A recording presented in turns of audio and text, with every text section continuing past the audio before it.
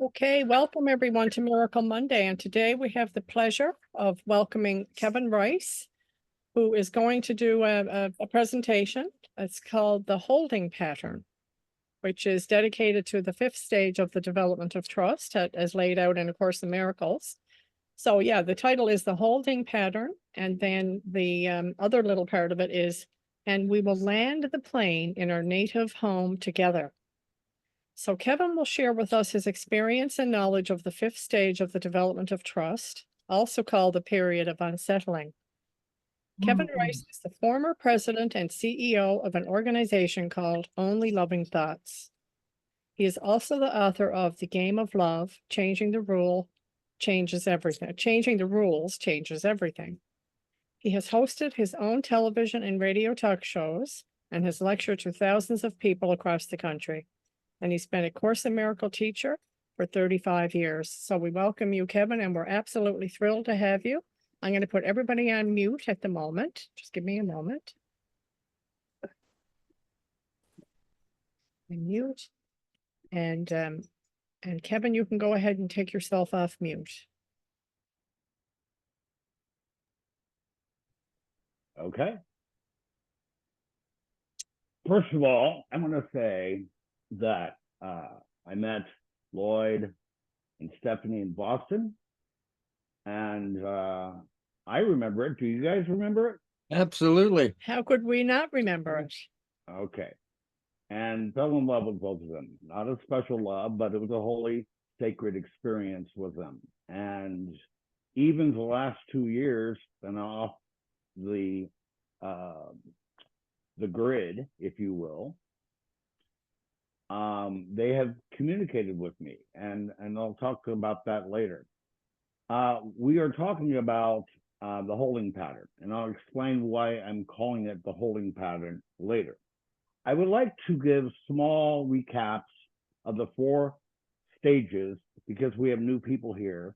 And is that okay with you, Stephanie and Lloyd? You're the boss, buddy. But before I get into those, I really want to, the first characteristic of a teacher of God is trust. And at the beginning where it says the teachers of God have trust in the world because they have learned that it is not governed by the laws of the world made up. It is governed by a power that is in them, but not of them. It is this power that keeps all things safe. It is through this power that the teachers of God look on a forgiven world. So the operative word here is power, okay? So it's one power, not 2 powers, okay? So it's God. It's not God and Kevin Rice. It's not God and any self-image that we are talking about in this session. It is just one power, one God, and so forth. And that's very important that we understand that. And when this power has once been experienced, it is impossible to trust one's own petty strength again. In other words, we are referring through this session the self-image, okay?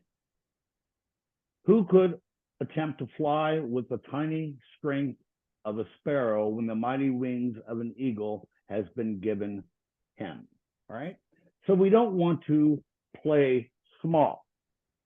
To recap the first 4 stages in the development of a teacher of God, the first one was the period of undoing. So things are being taken away. Let's say it this way. We think that things are being taken away. And to understand the lack of value of external things in this realm of mortality, right? Either they understand that they either suffer or be free by recognizing that they had no value in the first place, okay? That's the period of undoing, right? Y'all with me? Put your thumbs up. Good. Second stage is a period of sorting out.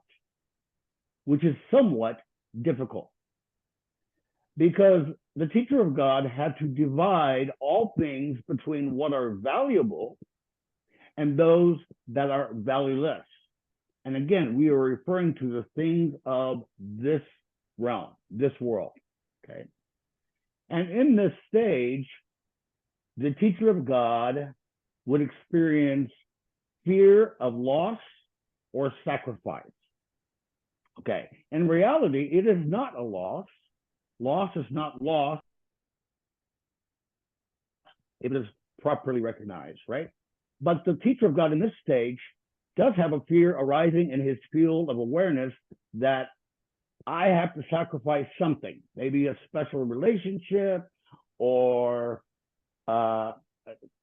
things in this world that brings a sense of completion, a temporary relief of existential pain, all right? Stage 3 is called the period of relinquishment, which means the teacher of God giving up the desirable, which will produce conflict, right? He learns that where he anticipated grief, he finds happiness instead. And I have several examples where I was so afraid that on the other side was going to be pure hell, but what I found was on the other side was pure happiness and love. Where he thought that something was asked of him, he finds a gift bestowed instead. As miracle teachers of God, as miracle workers, we experience this over and over and over again. This is why we use A Course in Miracles as a foundation to keep us sane. The world is insane. Yeah. Right? And do not underestimate the extent of its insanity. Yeah. All right. All right. Then the fourth stage is a period of settling down. So you experience reasonable peace. I've experienced this stage, the ability to transfer value of what he learned. I'll give you an example. So Chris and I have been best friends for how many years? 24 years, 25 years? Okay, I'm going to assume it's about 26 years old. Okay. Okay. And so in this friendship, which we cherish, a sacred relationship, a holy relationship, yes, we went through ups and downs, and we were ticked at each other many times. But what we did was collectively, and which we still do today, is to transfer the holiness that we experienced in this relationship to transfer it to every relationship in this world. So Chris is not special, but he is sacred. And so is everyone here equally sacred. I'm not pulling Chris Jackson up here and everyone is in the background, okay? That's not what we do, all right? But we transfer the knowledge that we have learned to each and every person and each and every situation and each and every place that we go to. And then finally, period of settling down says, it's just simple. Give up what you do not want and keep what you do want. All right. And then finally, in this stage, you become aware of the mighty companions that surround you, you and us together, going through this journey together with the mighty companions. Now, it's really interesting that the word mighty companion also is related to the holy relationship, where it was referred to as a strong companion. A holy relationship is a strong companion. And now we go to the stage, which was so uncomfortable for me. I mean, when Stephanie says, oh, can you talk about a period of unsettling? And I'm like, oh my God, that stage? But we're going to go through it here. All right. A period of unsettling. This is it. We can just read the thing from the course, and I'll give you, here, I'll just read it. The stage, the next stage is indeed a period of unsettling. Now must the teacher of God understand that he did not really know what was valuable and what was valueless. All that he really learned so far was that he did not want the valueless and that he did want the valuable. Yet his own sorting out was meaningless in teaching him the difference. The idea of sacrifice, so central to his own thought system, had made it impossible for him to judge.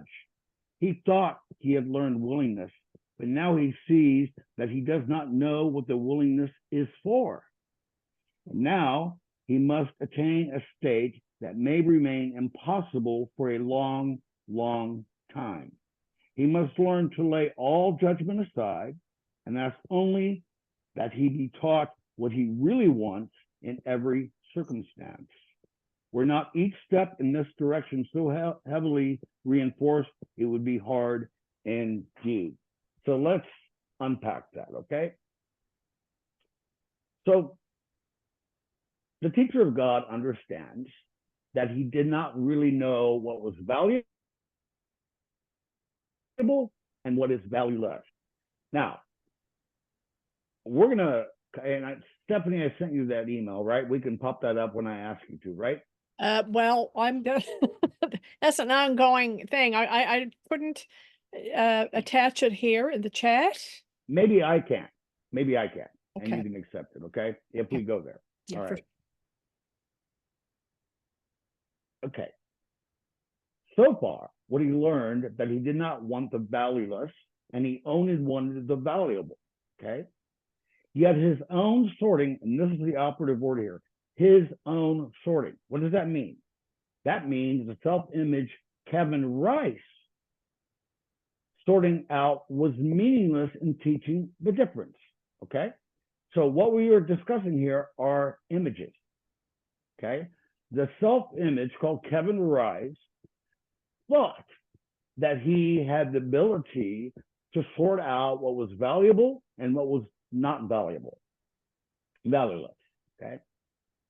But as Floyd had talked about the eye of the needle, and this is what this is, by the way, and Stephanie refers to it as the husk. Oh, well, yeah, the eye of the needle. And I just, I was given that the Holy Spirit said it's the excruciating pulling away of the husk. Yeah. Yeah. The nothingness of something, right? When you recognize the self-image called Kevin Rice does not exist, okay? It is nothing more than a projection of our own unconscious guilt projected outwardly. As A Course in Miracles says, Kevin Rice's perception is not a fact. It's a mirror. Nothing more than a mirror, right? And then further on, yet his own Kevin Rice's images sorting out was meaningless in teaching the difference. You follow me on this? Thumbs up? Yeah. Yeah. Okay, good. The quote unquote sacrifice made it impossible to judge. So let's go back to stage 2, where Kevin Rice at that time thought that he was making a sacrifice, but it wasn't a sacrifice. It was letting go of an illusion by illusion by illusion by illusion. And so in reality, it was not a sacrifice. And one of the sacrifice, quote unquote, that he was asked to do from the Course in Miracles was to suspend judgment entirely. And Kevin writes that this was a sacrifice, but it isn't. It is a stepping stone to paradise, to freedom. All right. He learned willingness. He now knows what the willingness is for. Now he knows he does not know what the willingness is for. He's asked to lay all judgment aside again. And this is really important here. He becomes like a child, not a child who's running in the pastures, having fun, and so forth. He's becoming a child by becoming 100% dependent on God and the Holy Spirit for everything. Right? Right. And because of that, he has the ability in that process to become more receptive to that indwelling spirit of love who's speaking, right? The Course of Miracles says God's voice speaks to you, but you do not hear it because they're too preoccupied by your own voice, Kevin Rice's voice, right? So I would add to this, and I'll get some feedback from you guys as well, Stephanie, Lloyd. In this stage as well, the teacher of God recognizes finally that he, the self-image Kevin Rice, is not the decision maker anymore, right? So who is the decision maker here? It's not Kevin Rice anymore. It is, or as Lloyd would refer to it, as a split mind or the sleeping mind, in concert with the voice of the Holy Spirit, that indwelling spirit of love, who's trying to convey to us, do this, say this, go there, and so forth. He understands that the self-image is nothing. And in my counseling that I do the last 30 years, I tell people this is an opportunity to flatline this whole activity you're seeing in this projection. Just flatline it, right? Give no oxygen, no attention, no blood to go through the circulation. Flatline it. And this is really good because you have to look at the level of resistance that you bring to the experience. So in the stage of a period of unsettling, you are going to experience strong resistance. Yeah. And the purpose is to remove this level of resistance from level 10 to 0 point field, which means nothing. Jesus referred to it as the rock. Buddha referred to it as the void. Shakespeare referred to it as the blank. It's nothing, nothing, nothing, right? And you get to a point where there's no resistance whatsoever. If there's resistance, that means you have a conflicted mind. And a conflicted mind brings what? A conflicted world. A peaceful mind will begin to reflect a peaceful world. And it all starts with you in this instance. I'm reminded what Dr. Michael Beckwith, the International Agape Center in California, where he gave us some stages, and I was really looking at it with the lens of the characteristics of God's teachers and the stages of development and so forth. And I was looking at it, and I mentioned it, I think at Unity of the Palm Beaches recently when I spoke there, where basically each developmental stage involves 4 stages. He simplifies it a little better. First of all, we come from a state of mind of to me. Everything is happening to me, right? I am a victim of the world that I see, right? Then they transcend to the next stage, which is by me.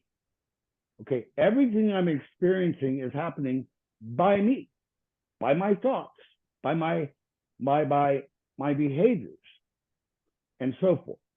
And then we begin to transcend to the next level, from to me, to by me, to through me.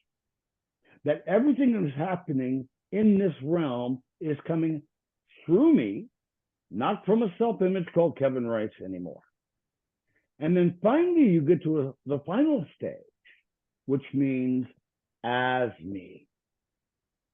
As me. Right?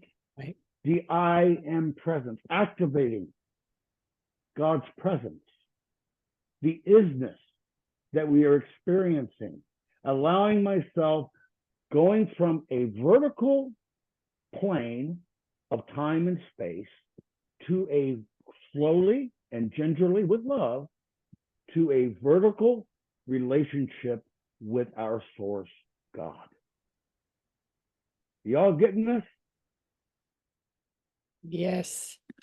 So we begin through forgiveness, moving ourselves, flatlining it by moving ourselves from the horizontal line of time and space, judgment, and so forth, and moving ourselves to a vertical relationship and opens the present moment so we can finally hear.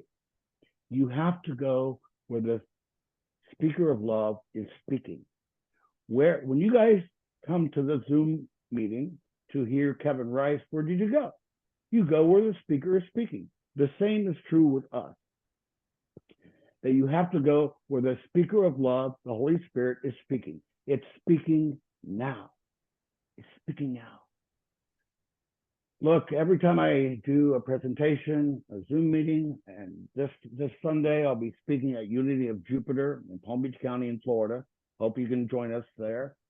And the title will be "The Truth Will Set You Free," and we're talking about the one power, not two powers, more in depth there. But what I'm saying is this: every time I speak or do a presentation or anything, before I do that, I say to myself from A Course in Miracles, it cannot be difficult to do the task that Christ has asked me to do, because it is the Christ who does it. Less doing and more beingness. And this beingness is so freeing, so joyous, so liberating, and brings you a sense of relief that this world can never, ever experience. You are stepping back and allowing the light to step forward to lead you with a listening modality each second, every second, every second, because there's another next moment anymore. It's only the now moment. What would you have me do? Where would you have me go? What would you have me to say, and to whom? And you get weird instructions. And the Course says, the Holy Spirit asks you to do something and you think it's insane, just do it, and you'll understand why it's not insane. I'll give you an example.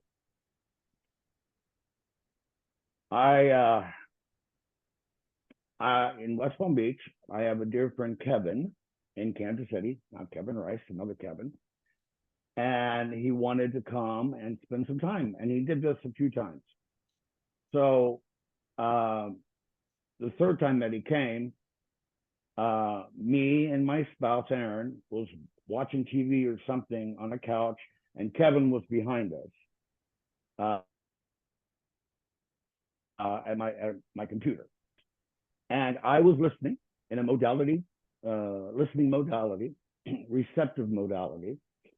And this voice, because he got done with what he was doing on the computer, and he sat down next to me on it with his flip-flops. Because in Florida, we all have flip-flops. And then the voice arose in my field of awareness and said, "Wash his feet." And I'm like, what the freak? I don't even like feet at all. Wash his feet. And silently, I rose up, go to the kitchen, get a bowl of water and soap and towel, everything. And in silence, I went to him and removed his flip-flops and I began to wash his feet. And then I was done, and he wept openly. I said, Kevin, why are you weeping? He goes, Kevin, I just got a communication from my sister in Kansas City, the importance of washing, the sacred nature of washing other people's feet. And then I sit down in this chair, and you just out of the blue washed my feet. Right. Then I understood. Oh, okay, I get it. I did what the Holy Spirit asked me to do. I thought it was irrational, crazy, but it wasn't. It was spiritual. It was sacred.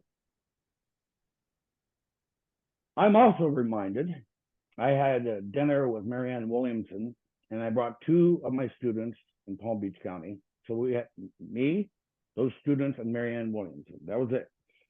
This was like 15 years ago.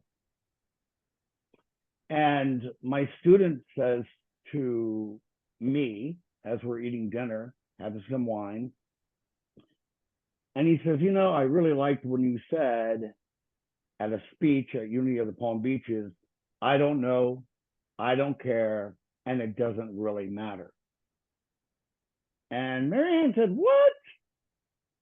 I said, Marianne, let me explain from A Course in Miracles what we mean. I don't know. A Course in Miracles, I do not know what anything means. And I will not use the past as a light to guide me. I use that almost every day. I don't care. Why? Because all my cares had been given over to God. I am experiencing Godhood. I'm experiencing brotherhood, sisterhood. So I don't care what's happening in the material world of the material sense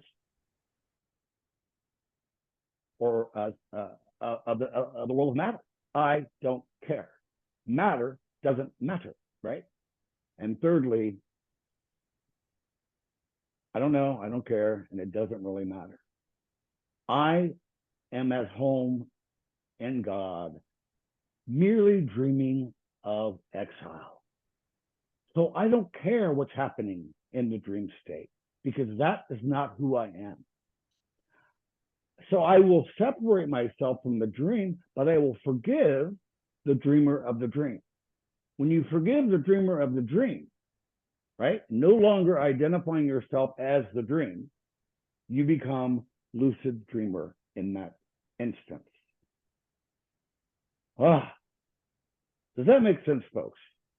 Absolutely. Beautiful. Yep. Yeah. 100%. Okay. Now, let me see if I can give you another example here. I haven't used Zoom in a long time. To attach this thing. You know what? I don't know how to do it. I have it right here. Well, we'll put it, I have it saved to my computer, so we can certainly share that on the course support. Yes, do that. Do Yeah. that. All right. Because I used to be able to share things, but Zoom has changed somewhat. All right. Are y'all having a good time? Yes. Thumbs up? we are. Okay. Absolutely. And Kevin, I just want to mention when you're ready, I do have a little something I want to share. Maybe you could speak to it, but I know you're probably not ready. You're finished this part of your presentation yet. Okay. Well, let me first of all talk about the holding pattern. Okay. Yeah. And why I call it a holding pattern. So what, 2 years ago, I was teaching in West Palm Beach, Unity on the Bay in Miami. Reverend Chris Jackson was a senior minister. He's here. Are you still here, Chris? There's a lot of people here. Yeah. Here. So he didn't tell his congregation. He had a huge congregation in Miami.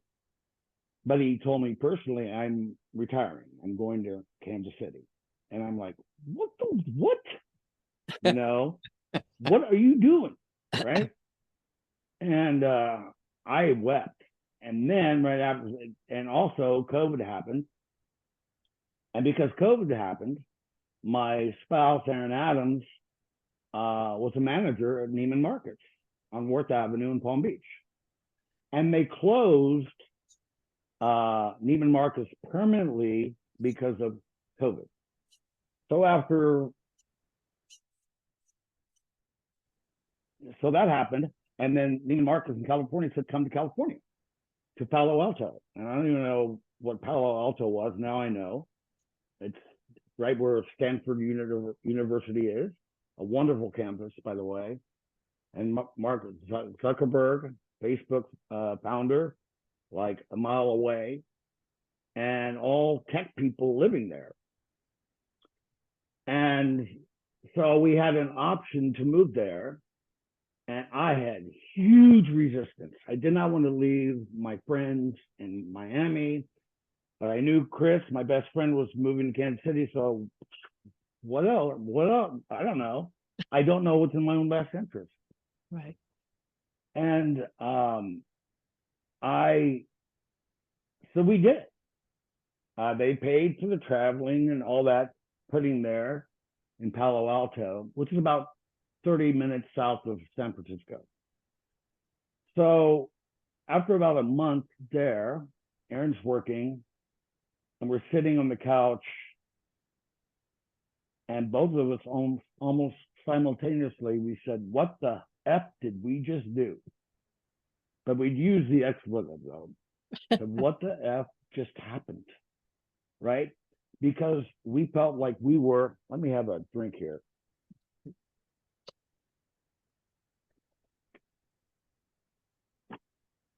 We were not, this place was not resonant to us at all. Besides the fact that it's very expensive living in Palo Alto, one of the richest counties in America. And we're fine. But I told Aaron, I said, if I'm going to California, I'm retiring from teaching and speaking, that was unusual. So I did nothing. But we were there for 8 months, and I thought I couldn't even sleep. So the first thing is my best friend, Chris Jackson, sent me this. Please do not feed the fears. Okay. So I put that on the wall, and I just looked at, do not feed the fears. Do not feed the fears. Okay. And then probably in a total of 8 months, about 7 months into it, Aaron calls Chris and said, you need to come to Palo Alto and be with Kevin for some time. And I really enjoyed it because my spouse, Kevin, is not feeling right, you know? And then Chris came. And when he came, Aaron felt the same thing I was experiencing. And it was so bad, I talked to the doctor, and he says, hey, you and Aaron are experiencing what psychologists call adjustment disorder, which is normal. It happens when you get divorced, when you lose a spouse, when you move from one side of the country to another side of the country. Yeah. And when he said adjustment disorder, I immediately went back to A Course in Miracles and said, wait a minute. What we are experiencing collectively is a massive adjustment disorder, moving from our native home, heaven, to this, right? From love to fear, from joy to unhappiness, from laughter to crying. That is a huge adjustment disorder that we are collectively experiencing right now. Also, in my counseling, I refer to it as dislocation, right? I think that my identity is Kevin Rice living in West Palm Beach, but it's not true. I am at home, dreaming of exile, and that is all. So furthermore, to piggyback what Stephanie and Lloyd had referred to earlier that it is a process of moving yourself away from your identification as a self-image, the recognition that the self-image you're trying to improve does not exist, right? Yeah. And you allow yourself to experience your life as a holding pattern. Now, I think that I have gone through this adjustment disorder, and we said we're done with Palo Alto. We came back to West Palm Beach, and everything we had before, because we just gave everything away, like couches, everything, and we have everything back. But we went to Miami first, and we didn't know where Aaron was going to land, right?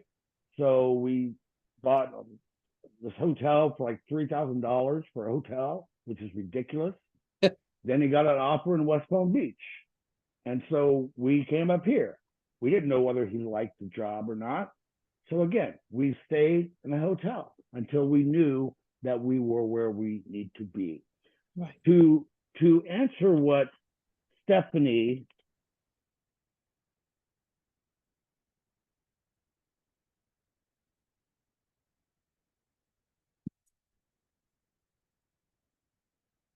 Okay, we're got a little freeze up here. Just 1 second. at the right time, huh?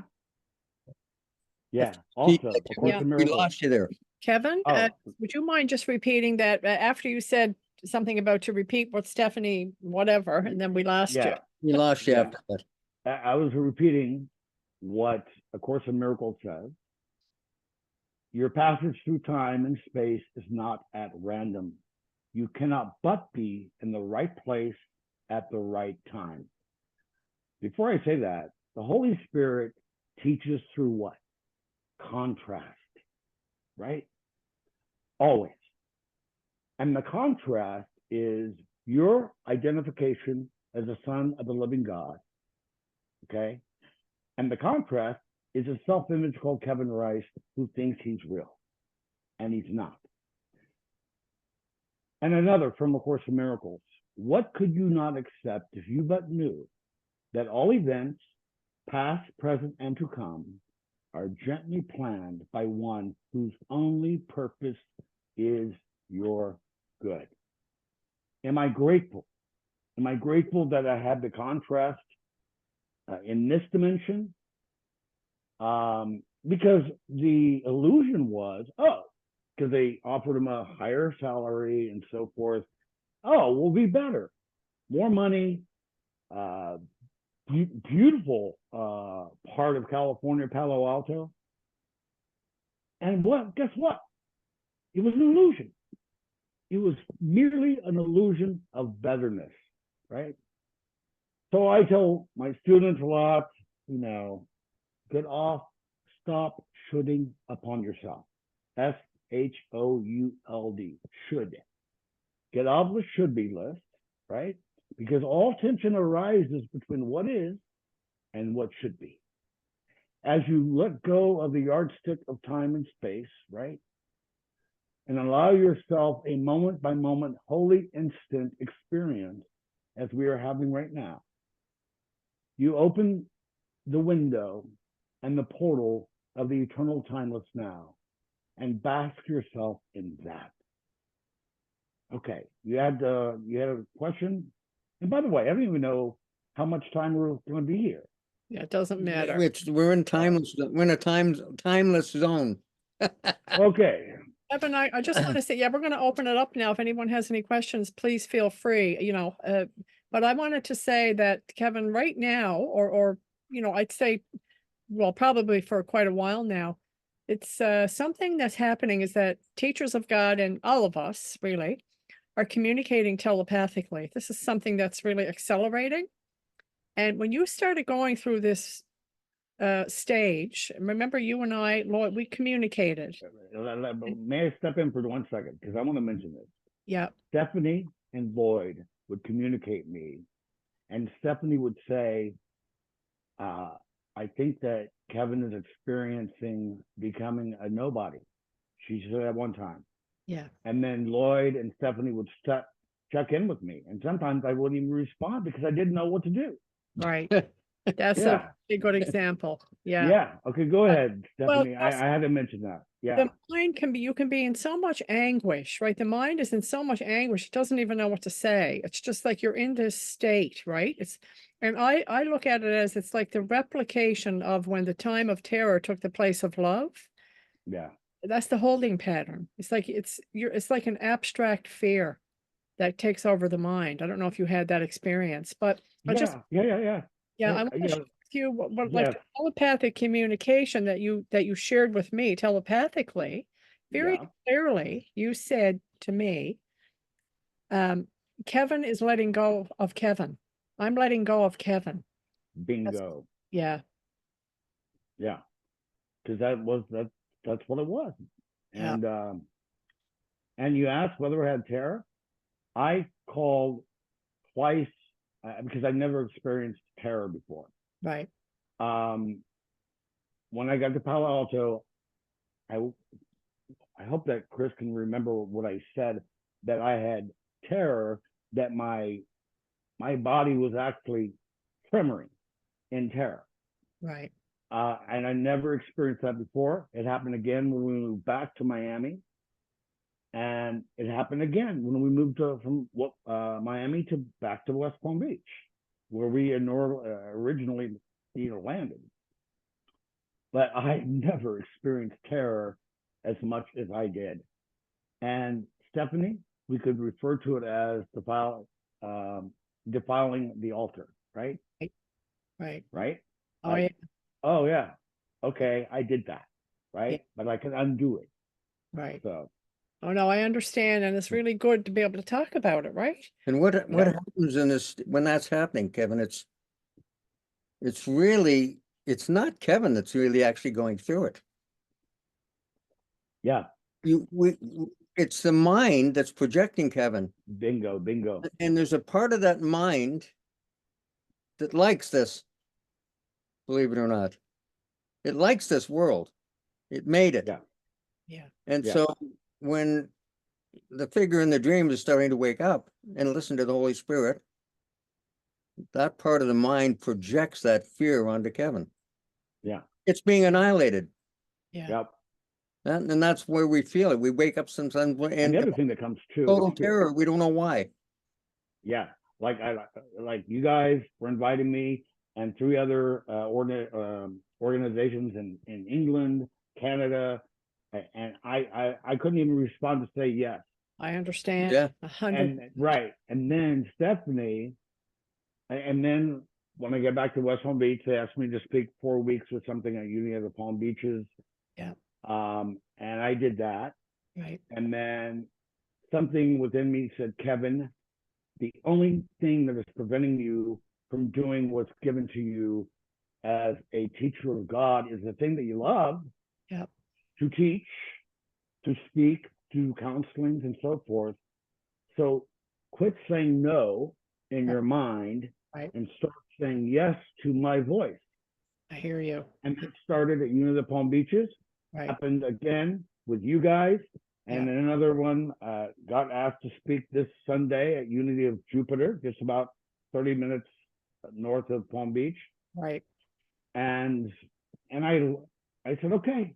And Yeah. I felt like, oh, the only thing preventing me was the underlying, as Floyd is referring to, as the underlying guilt that Right. I have done something wrong here. Right.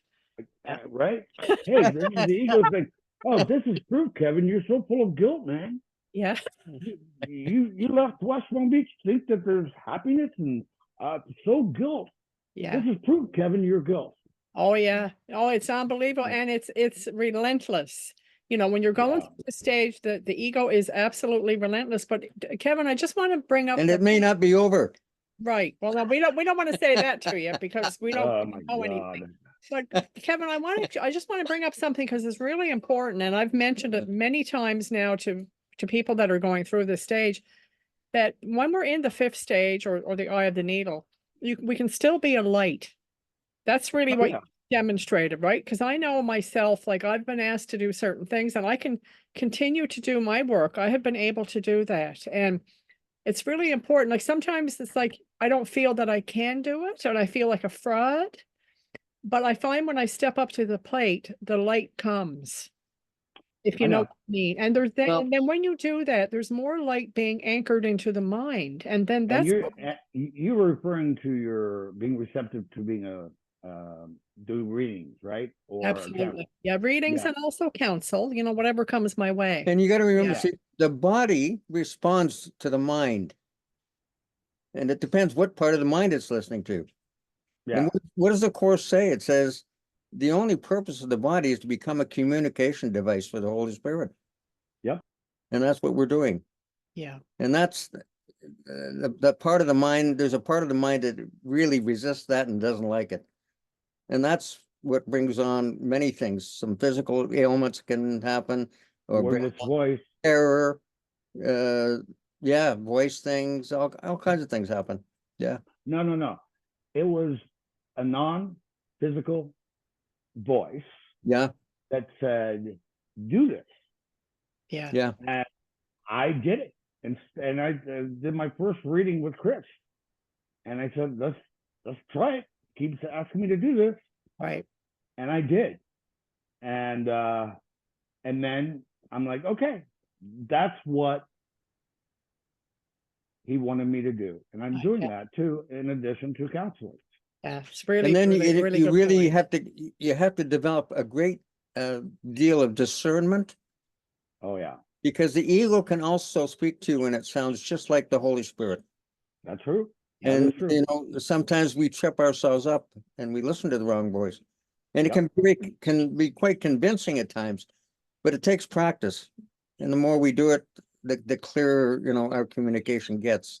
Yeah, and I used to do readings years ago, Right. and I stopped doing it because I was so drained afterwards, and I Right. thought something is wrong here. Yeah. Right. Now it's not a drain.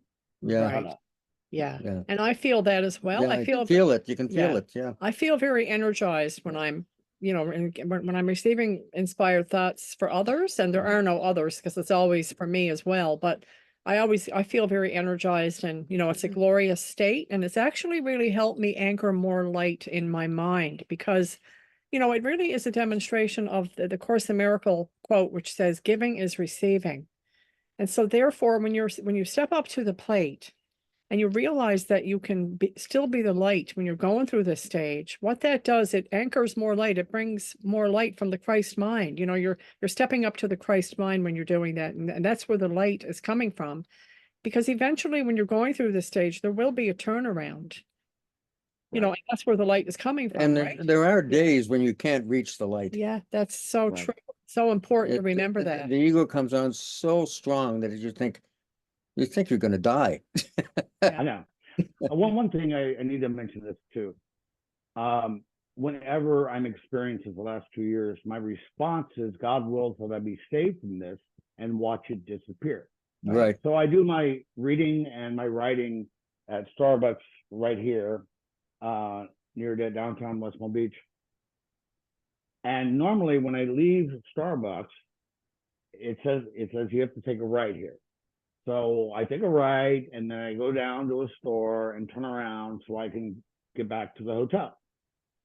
And one day, my spouse says to me, "I don't like this at all." And I'm like, "Neither." And she goes, "I feel like we're stuck." I said, "Yep." And then I leave Starbucks, get in my car, and that voice arose and said, "Do not turn around at Benjamin Moore painting there. Turn left at this street." And I said, "Okay." And I turned left on that street, and there was a for rent, and it was an El Cid neighborhood, which is a nice neighborhood, and it says for rent. He said, "Call that person now." And I called him immediately, and it was a gay couple, owned 6 apartments, nice neighborhood. And I called them, met them that night. I listened to that voice, And within 1 week, we were moving into our home, which we Yeah. love. That's Beautiful. And beautiful. our neighbors, yeah, and my neighbor, my next door neighbor I was born in Kansas City. Chris is in Kansas City. My neighbor was born in Kansas City, is moving to Kansas City. Right. My other neighbor lived in Kansas City for years. And we're sitting here going, what? And just a wonderful community that we love. And I thought, and then Aaron said, oh, Chris says to Aaron says to Chris, Kevin did this. I said, no, I did not do this. I listened to that indwelling spirit of love who told me to do this. Absolutely. And here we are. And we are so grateful. Yeah, Very grateful. that's very good. Yeah, But you know, beautiful. when you hit this stage though, Kevin, I mean, it's all hell does break loose, as That's Kim Wapnick said, right? true. Yeah. That's true. And you know, when you're talking know. about giving up the value, you know, you're separating the valuable from the valueless, and the dream body or the figure in the dream cannot discern. The dream body cannot separate the valuable from the valueless, because what you're really letting go of is the dream figure. Yep. Letting go So of our again, specialness, our yeah. individuality, and that is excruciating. Oh my God. And That's that's, an what that's understatement. why they call Yeah. it the eye of the needle. Like Right. you're getting squeezed through the eye of the needle. So there's Yeah. no Kevin left, no Lloyd left, no Stephanie left. I know. So to finalize this, so you're in hell if you're asleep inside the dream, and you can post this, Stephanie, there. You're asleep and dreaming of bodies.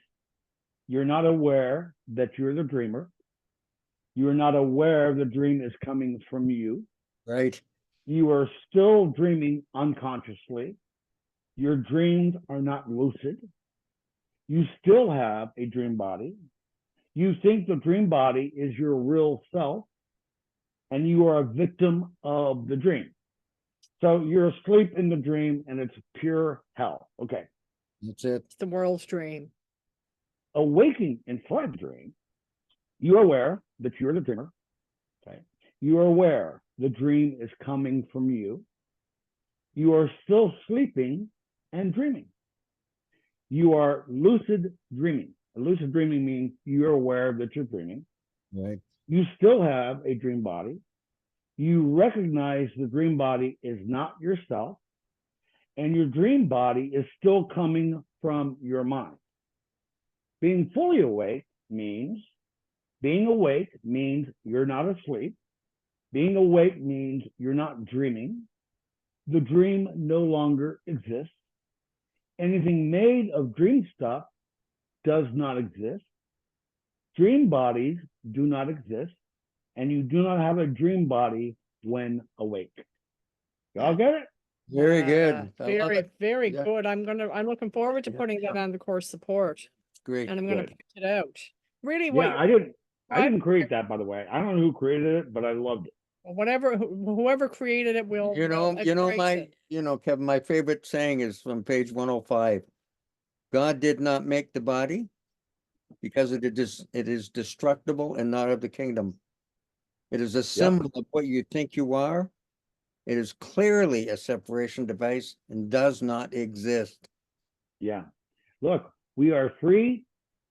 We are free. We are removed from our home 3 times, 3 levels deep into the dream state by Yep. one, identifying ourselves. The first level separated from heaven is we are identifying ourselves with the separation, the idea. We are twice removed from our reality by identifying ourselves with that voice of fear we call the ego.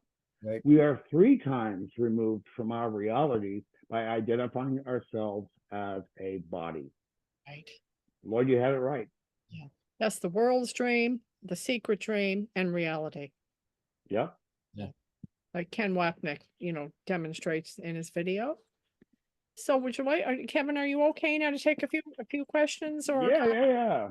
Absolutely. Feel free, guys, if anyone would like to ask any, whoever, Kevin or us, whatever, we'll just have a little discussion if anybody has anything they'd like to bring up, or we can bring it to a close now. There's no pressure here. If nobody is feeling guided, that's okay too. We usually have a number of requests, but it may not be meant to be at this time, which is perfectly okay. Hey. Do not feed the fears. Not feed the fears. Linda, go ahead and unmute yourself, Linda. Hi, thank you. Thank you, Kevin and Stephanie and Lloyd. I just had a question about, I think I may have misheard it. Kevin is letting go of Kevin, but that's not correct, is it? Who is letting go of Kevin? I don't know. Who is letting go? The sleeping mind is beginning to let go. In other words, the lucid dreamer begins to let go of his attachment to the self-image called Kevin Rice. So in other words, he doesn't have to improve matter anymore because he recognized that there's nothing to improve here.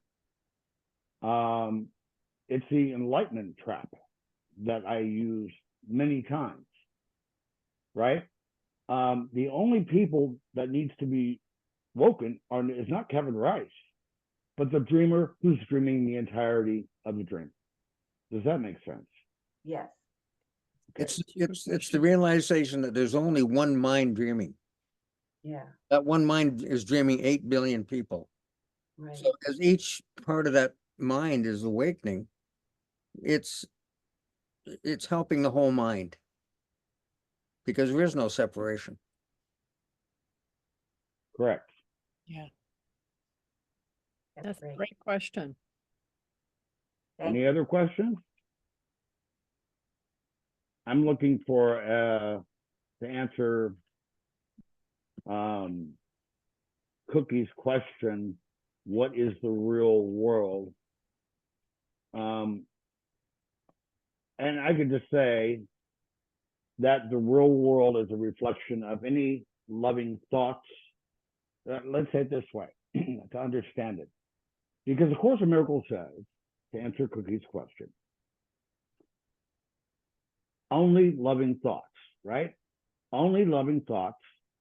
If you have a memory in your past that is loving, keep it because it goes into the present moment and continues into eternity because it was born of love. That thought was born of love. Anything else, forget it. I know it's a tough choice there, but the Course in Miracles says that. Maintain the only loving thoughts and forget everything else. Because what you're experiencing with only loving thoughts is a real world that reflects the attributes of God. Does that answer your question, Cookie? That's beautiful. That's beautiful. Yeah. Yeah. Okay. Well, it looks like we've come to the end of our journey. You know, something I feel Well, like this, we are actually all yeah, safe we at are home at right the end. now. This is the last useless journey, right? Our journey to the cross is the last useless journey. And Okay. I just want to say, Kevin, it's so glad to see you back. Yeah. I mean, we never forgot about you, buddy. No, Kevin, how could we? I know you haven't. And Yeah. I just said at the end here, I am so grateful for you too. I mean, almost. Yeah. Well, we're just Hey, as we've been through this before. You're right. We knew it. We Absolutely. did. I mean it. We've been through this before. We knew it in Boston. Yep. I remember sitting at a table with Lloyd, who at the first time was alone, Yes. and the next time he wasn't alone. Yeah, he met his little Stephanie right there in Boston, Right. and is experiencing a wonderful holy encounter. Yes. Well, So we thank you so. recognized each other from previous lives. We just knew it. I know. And you know I what? know. We came together like to go through this together. Yes. The fifth stage of the development of trust. You know, by the way, I was given premonitions that I was going to go through this in this lifetime. This is a decision that we have made in our mind to go through it at a particular time. Right. Yeah. You know, We chose it. I Like, have done this thing. when we got together, it was like the ego said, "Oh no, I don't like this." And like when I went down to Newfoundland to pick her up, she had gone through, I think, 21 days of terror. I mean, I barely got through the day, Kevin. Like, I literally don't even know, and I'm sure you can probably relate. You don't even know how you got through, you don't even know how you can get through the day. I know. Yeah. I know. I've been there. Yeah, I understand Um, that. And I know you have. I can just tell because those who have gone through it have a kindredness. yeah, Right? that's There's true. something there. There's a bond. We just know what we've gone through. And we could talk about this for hours. I We, know. Yeah. Doreen, Oh, yes, got your Doreen. hand Sorry up there, about that. baby. Go ahead and unmute yourself, Doreen. Doreen, by the way, is going through it now. Like Yeah, all of us. Hey, yeah. Doreen. Hi, Kevin. Thanks for everything that you shared. Yes, I want to add to what Stephanie just said, and you also, Lloyd, that the ego really doesn't like it when you enter the fifth stage or you even enter on the path of awakening. After I married my husband in 2000, and we were clearly led towards each other by the Holy Spirit, all hell broke loose. I got terrible nightmares. I even had voices at night saying to me, well, the most terrible things. And my husband also got really bothered by all kinds of terrible things. So I can totally confirm that it's not an easy path. Every now and then it's still very uncomfortable, and the ego is relentless. And especially after I joined Zoom groups, because some are also shown on YouTube for everyone to see, I got terrible panic attacks. Yeah. That everybody would see me and everybody would laugh at me, and it was just it can be very tough every now and then, but that's especially why I continue with those YouTube groups also, and with other Zoom groups as well, because I want to overcome these relentless attacks from the ego, because how else will I ever get rid of it? Although I give myself a break. So I want to share with all of you, if you ever get a panic attack because you joined Zoom groups, know that it's the ego and it's totally irrational. And I keep on joining Zoom groups and want to tell you, in the near future, that I got total victory over it, because that's what I expect will happen, actually. But those panic attacks, I had those 20 years ago as well, just before I got married. And I didn't even know the course. I considered myself an evangelical Christian back then. And a lot of people that I met in church went through similar things, but nobody knew that this was actually the crucifixion phase. I also call it the crucifixion of the fallen nature. And those panic attacks are very uncomfortable. I get also attacks of feelings that I did something terribly wrong, which is completely irrational, that I shouldn't have said certain things that are totally fine. And I can go on, but I'll keep on pressing on for the reward. Yeah. Absolutely, yeah. Very good. Thank you. Keep in I mind. hope this is helpful for everyone. It Oh, is. it is. Yeah, I Yeah. just want to say one thing, like people keep, when I was going through the worst part of this, and, I'm still not over it yet. It comes and goes, but, people keep telling me, oh, the ego is nothing.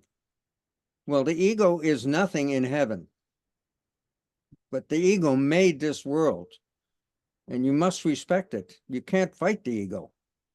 And that's very important to understand that. That's the course, it's first it talks about the tiny mad idea, but then you get into, the later stages that talks about it as mad revolt. It uses those words.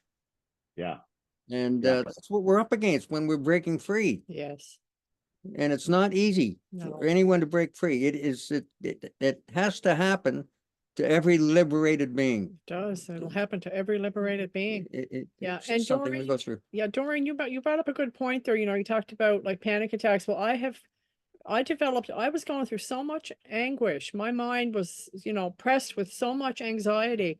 I developed a post-traumatic distress disorder. That was like when I was still in St. John's. That was almost 5 years ago now. But so what I'm trying to say is that, the eye of the needle or the fifth stage can look like mental health as well. And I've talked to several people, right, that have said that they thought they had a form of psychosis, like Takini Wild talks very openly about. She was seeing spiders, but they weren't actually there. Takini has gone through this and is, going through this, whatever. And myself, post-traumatic distress disorder, anxiety attacks, panic attacks. It can look like depression as well. And so the ego tries to convince us as well that we're having a mental health crisis and we got to go get medication or whatever. I'm just saying, like, it really can look like that, which can be very scary as well. Tess was just saying you can't fight the ego. Yes, you can't. It's a losing battle. But Yeah. that's why it's silly to even, to try and fight the ego.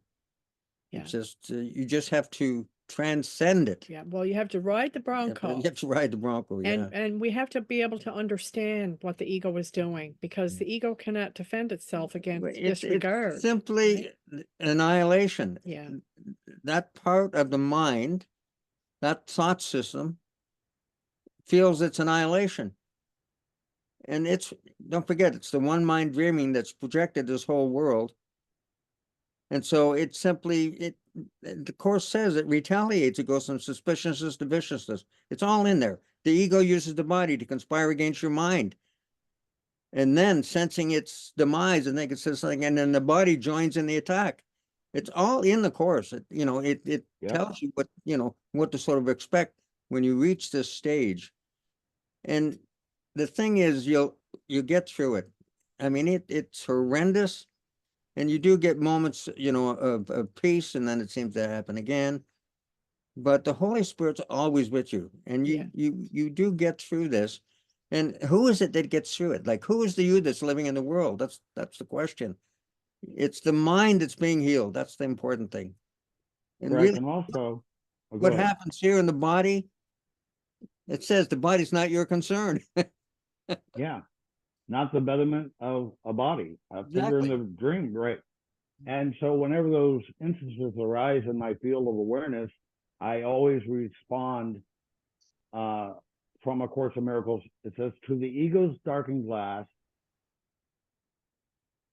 I need but say, I will not look there, because I know that these images are not true.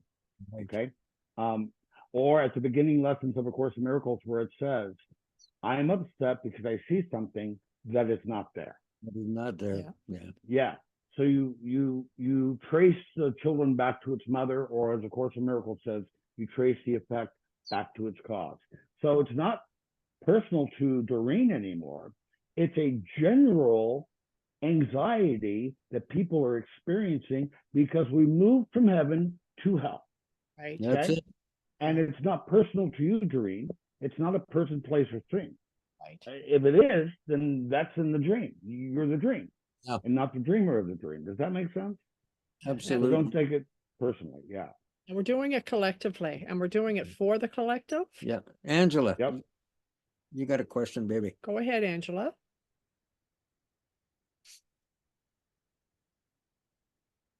Hi, thank you, Stephanie and Lloyd, for having me today. Kevin, so nice meeting you. Can you hear Thank me? you. Yes. Yes.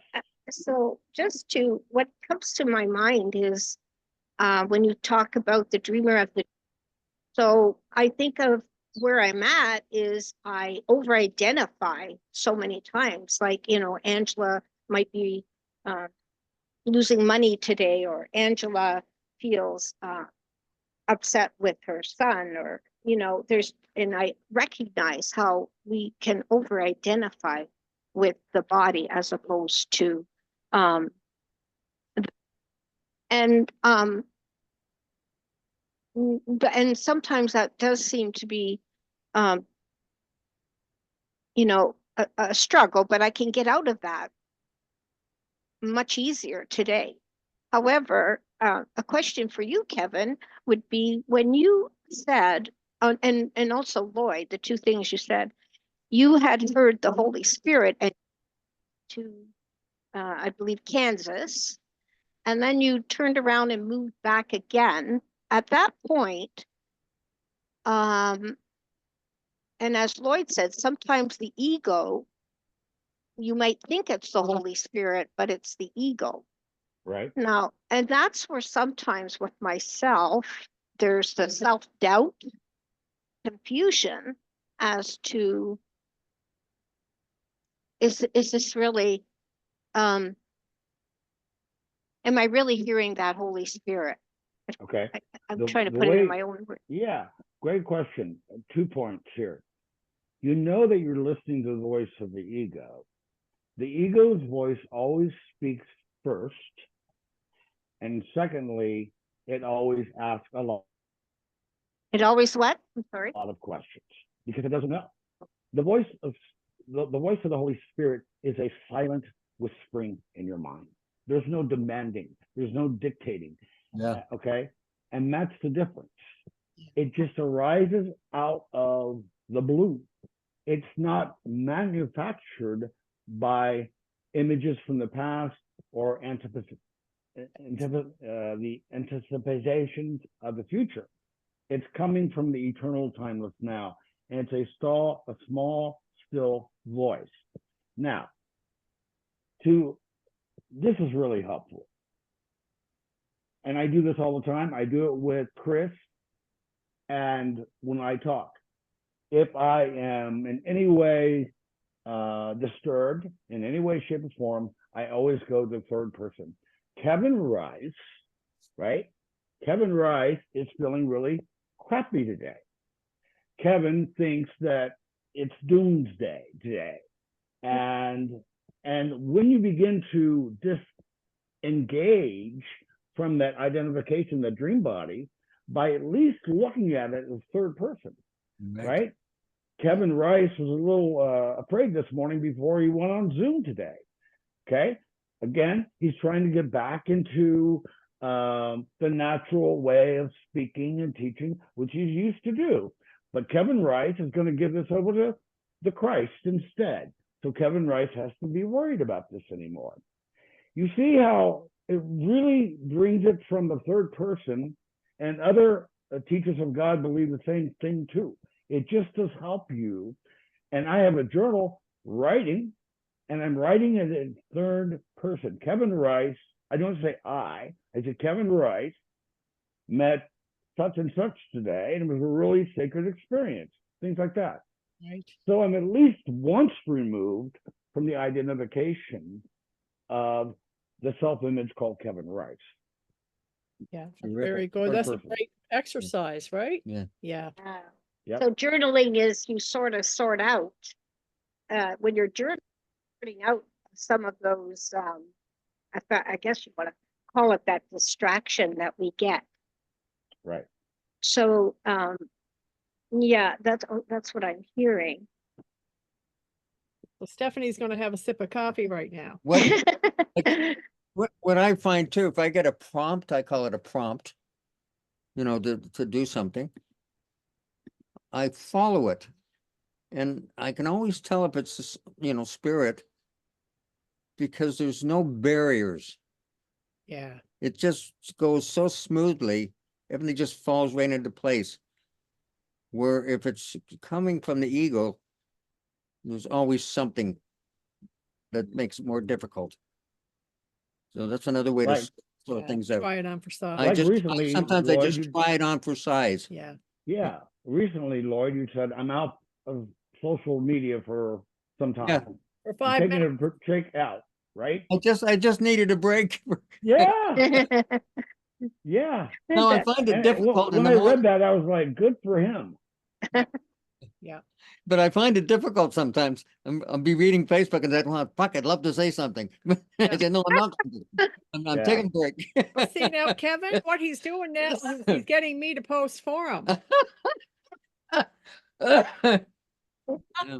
Yeah. Oh, it's hilarious. Oh, wow. But we Oh, all, thank you. you know what I find though, like, listening to the Holy Spirit, it's for me, because it's an individualized curriculum and we all get it the way we get it. But for me, like, yes, I channel angels and archangels and the Palladians. That's on one hand side of it. But for me, the Holy Spirit is always a corrective thought in my mind. I don't hear, like, for example, instructions of how to do anything. For me, it's a corrective thought. I'll just give you a real quick example. I was at a client's house one day and I was looking out of this beautiful window of the water. You know, it was the canoes and the geese. And I said to myself, what a gift to wake up in the morning and look out on this view. And the Holy Spirit came into my mind and said, what a gift to wake up in the morning and look out on a forgiven world. Yeah, that's beautiful. Yeah. And so I get these corrective thoughts and they bring healing into my mind. And the way that the Spirit works with me more, Kevin, is not so much I get a voice every once in a while, but with me it's symbols. Yeah. Yeah. Jesus is always, for the last 25 years, I get symbols. And for some reason, Jesus knows what symbols work for me. Well, naturally he does. Yeah. But it's just like he knows what I will represent with that symbol and how I'll follow through, kind of thing. And he still works with me most of the time that way. Yeah. Yep. Yeah. Does Doreen have a question? Okay, let's just see now. We lost sight of. Yes, Doreen, did you just still have your hand up, or I'm going to go ahead and unmute you? Unmute. So, okay.